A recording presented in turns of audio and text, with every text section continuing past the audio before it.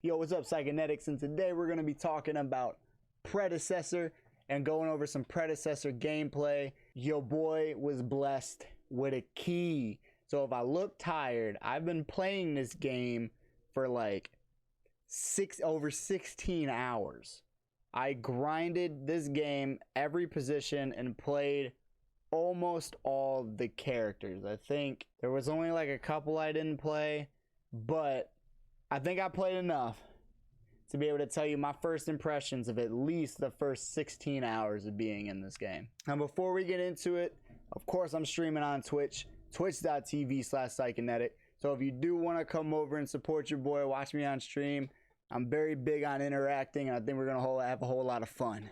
Well, I'm tired. I am like stuttering on my words. So without any further ado, let's get on to your boy's gameplay.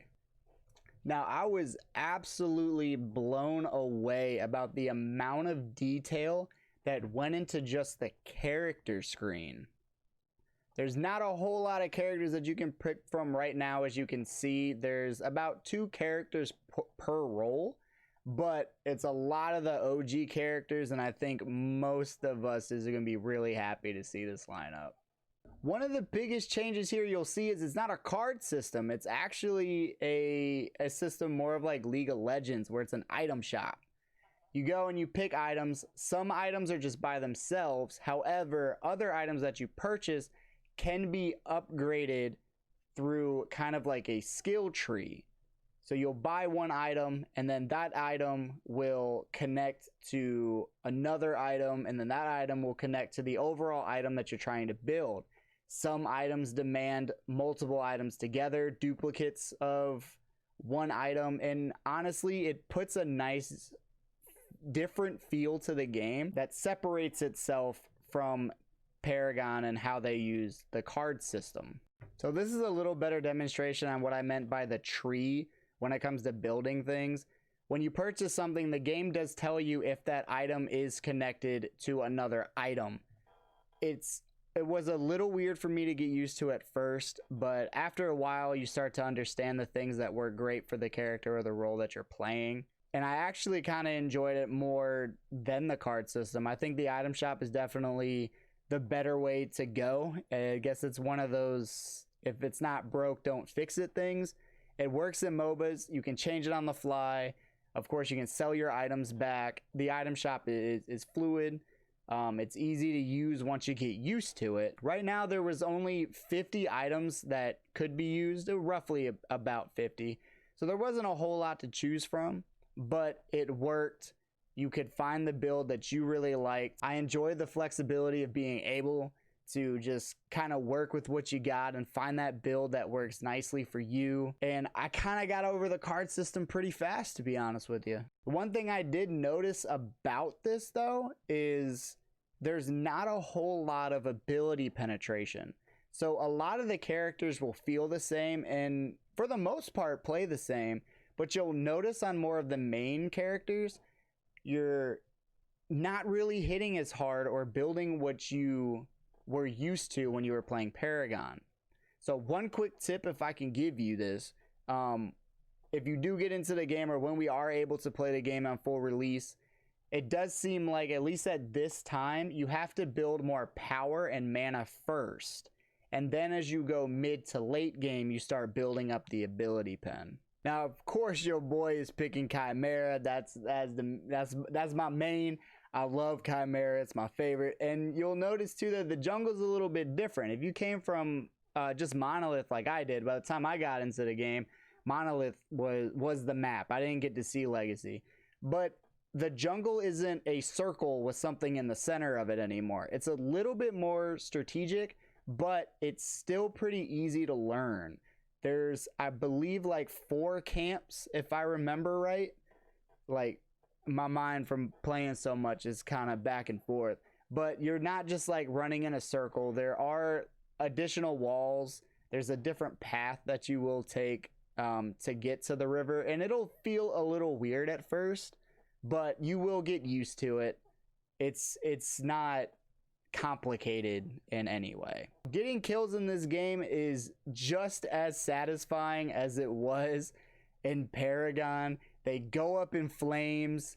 You get your points. It's absolutely chaotic. You see Gideon over there trying to get some. The servers themselves seem to perform great. The only annoying thing that would happen is you would hit start game. It would then pop up saying match found. You would hit enter, and then, or you would hit start, and then all of a sudden it would just kind of kick you. And you would have to repeat this a few times at some points. But once you got into a game after a couple times of playing tug and war with the start screen, you were in the game. I never dropped out of a game. I never lagged out. I didn't receive any frame drops while playing this game. And on top of that, my ping was never any higher than 40. As far as bug issues, of course, I can only go over what I experienced myself while I was playing.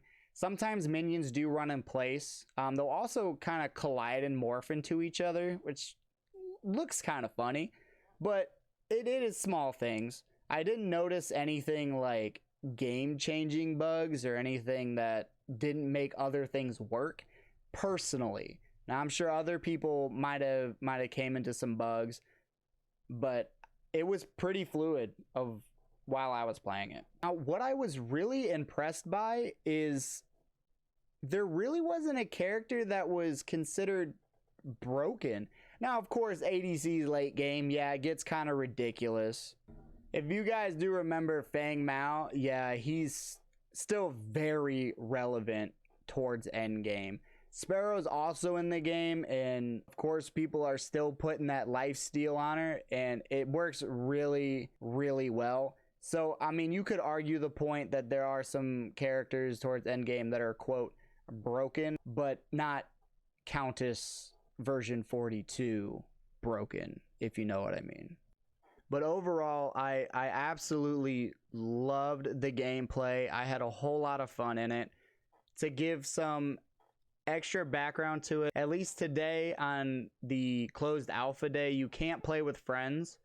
A lot of people were trying to queue up at the exact same time, and sometimes that would work. Worst case scenario, your buddy was on the other team. But yeah, unfortunately, there was no way of playing with a specific person before you queued up. So to go over some cons, I guess you could say, when it comes to feedback, there definitely needs to be some more ability pen for these mage characters, because early game, Gideon's ult, and you probably won't believe this when I tell you, doesn't do anything. It's really weak compared to everyone else's ult. I mean, Gadget's ult hits hard and you notice it, but Gideon's ult, it's just more of a slow and a pull than anything else. And I don't know if that's a item issue because there's not much ability pen in the game, or if his ult just isn't scaled to where it should be, because it's definitely not a scary ult at all.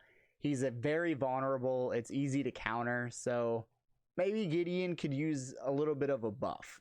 But I mean, yeah, I really didn't have a lot of issues with the game, and I went in completely open-minded by the fact that there were going to be bugs, we were going to drop out of matches, there was going to be connection problems. But other than what I talked about with the main screen and initially connecting to a lobby, the game runs great. I don't necessarily know what exactly is holding Omega Studios back from making this a beta. We came to the conclusion that maybe it was more of a server thing than it was a game performance thing. This runs better than a lot of betas that are out today. So my theory is there's going to be this closed alpha, right? And it goes throughout the weekend. And then there's going to be one more closed alpha shortly after that. I don't think it's going to be too far. Now, don't quote me on this. This is me trying to foresee the future. But I think we won't go anywhere near as long as we did from the first closed alpha to this closed alpha, just because of how polished and clean this game is. But as you can probably tell, I'm really tired, ready for bed. Please leave a comment down below on what you think, whether you're excited, what you think. Fault, Predecessor. Leave a like if you enjoyed the video. Subscribe for more content, because we're definitely going to be pushing a lot of these out. Zyconetics, have a great rest of your night. Psycho out.